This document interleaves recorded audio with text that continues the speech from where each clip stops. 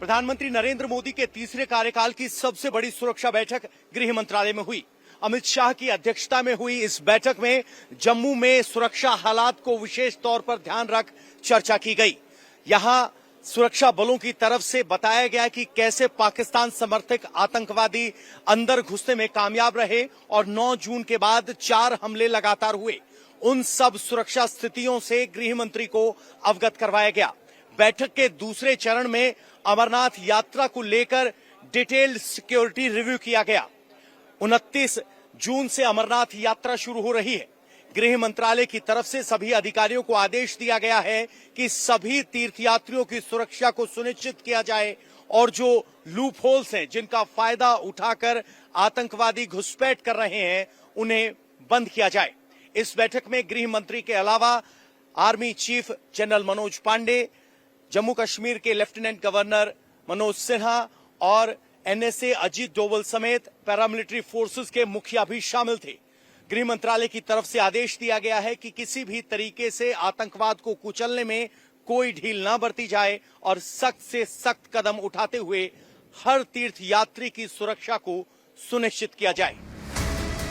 लेकिन खतरा सिर्फ इतना ही नहीं है, बल्कि अब खतरा यह भी है कि आतंकवादियों ने अपना बेस कश्मीर को छोड़कर जम्मू की तरफ शिफ्ट कर लिया है। कश्मीर से धारा 370 हटने के बाद आतंकवादियों के पास करने को ज्यादा कुछ नहीं बचा और इस बीच हालात सामान्य हुए तो सुरक्षा बलों ने भी बहुत सी जगहों से चेकपोस्ट वगैरह हटा दी। इसी का फायदा उठाकर आतंकवादी जम्मू की तरफ शिफ्ट हो गए। अब यह भी कहा जा रहा है कि बॉर्डर पार से और भी आतंकवादियों को घुसपैठ के लिए तैयार किया जा रहा है। इस बार यह घुसपैठ जम्मू की तरफ से हो सकती है।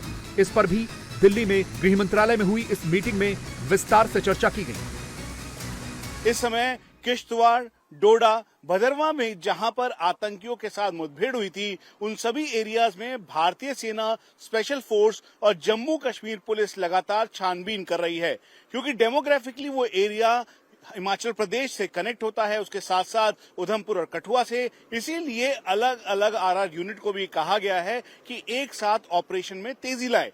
वहीं इन्फिल्ट्रेशन बिट को फॉइल करने के लिए लाइन ऑफ कंट्रोल और इंटरनेशनल बॉर्डर पर बॉर्डर सिक्योरिटी फोर्स और भारतीय सेना को साफ शब्दों में कहा गया है कि आधुनिक टेक्नोलॉजी का इस्तेमाल करते हुए कहीं से भी अगर कोई आतंकी या फिर पाकिस्तानी आर्मी या पाकिस्तानी रेंजर्स की आड़ में वो करीब आने की कोशिश करते हैं तो उनके ऊपर तुरंत कार्रवाई की जाए और अगर रिसेप्शन एरिया में जहां पर ओवरग्राउंड वर्कर्स इन आतंकियों को लेने जा रहे हैं या उनके हाइड आउट हैं उसको खत्म किया जाए।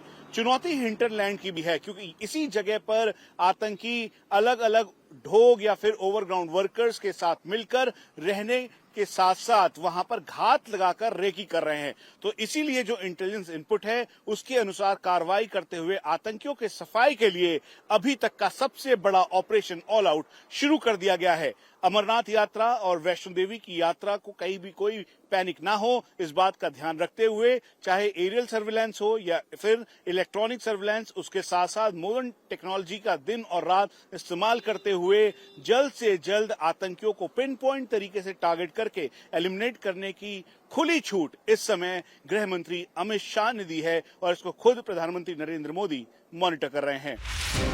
असल में पाकिस्तान समर्थित आतंकवादी इन तस्वीरों को देखकर घबराए हुए हैं।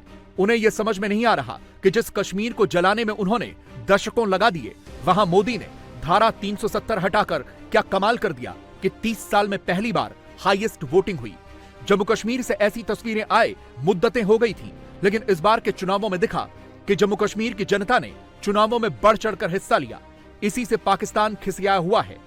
इसीलिए पाकिस्तान और उसके पाले हुए आतंकवादी जम्मू कश्मीर में आतंकी वारदातों को बढ़ा रहे हैं। लेकिन मोदी के हौसले इससे कहां पस्त होने वाले हैं। मोदी ने इस बार तय किया है कि इंटरनेशनल योग दिवस पर कश्मीर जाएंगे। नरेंद्र मोदी 21 जून को श्रीनगर की डल झील के किनारे बैठकर योग करेंगे। उनके साथ और भी सैकड़ों की संख्या में कश्मीरी लोग रहेंगे जो योग करेंगे। प्रधानमंत्री 20 जून की शाम को ही श्रीनगर पहुंच जाएंगे। प्रधानमंत्री के श्रीनगर दौरे की सुरक्षा व्यवस्था पर भी होम मिनिस्ट्री की इस मीटिंग में निर्देश दिए गए और विस्तृत चर्चा की गई। कुल मिलाकर यह साफ दिख रहा है कि अपने तीसरे कार्यकाल में नरेंद्र मोदी फुल फॉर्म में आ गए हैं। वो एक्शन मोड में चल रहे हैं। 18 तारीख से नरेंद्र मोदी लगातार 4 बड़े राज्यों का दौरा करने वाले हैं। हालांकि इन राज्यों में अलग अलग कार्यक्रम हैं, लेकिन चुनावी लिहाज से ये सारे राज्य बहुत महत्वपूर्ण हैं।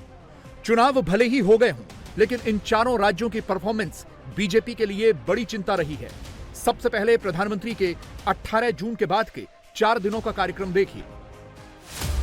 शपथ लेने के बाद पहली बार 18 जून को प्रधानमंत्री अपने संसदीय क्षेत्र वाराणसी जा रहे हैं। इसके बाद 19 जून को वो बिहार के नालंदा में रहेंगे, नालंदा विश्वविद्यालय के कार्यक्रम में जाएंगे। 20 जून को प्रधानमंत्री तमिलनाडु जाएंगे, यहां से 2 वंदे भारत ट्रेनों को हरी झंडी दिखाएंगे। और फिर 21 जून को प्रधानमंत्री जम्मू कश्मीर जाएंगे, जहां वो अंतर्राष्ट्रीय योग दिवस में हिस्सा लेंगे। चुनावी समीकरणों के लिहाज से देखा जाए तो इन चारों राज्यों में लोकसभा की 165 सीटें हैं, जिनमें से बीजेपी और उसके सहयोगी सिर्फ 65 सीटें जीते हैं और 100 सीटों पर उन्हें हार मिली है। और इस लिहाज से प्रधानमंत्री के लिए सबसे ज्यादा महत्वपूर्ण है उत्तर प्रदेश, जहां इतनी कम सीटें रह गई हैं कि बीजेपी पूर्ण बहुमत से पीछे रह गई। बीजेपी को यूपी में 80 में से सिर्फ 33 सीटें मिली। इसीलिए नरेंद्र मोदी का 18 जून का वाराणसी का दौरा बहुत महत्वपूर्ण होने जा रहा है।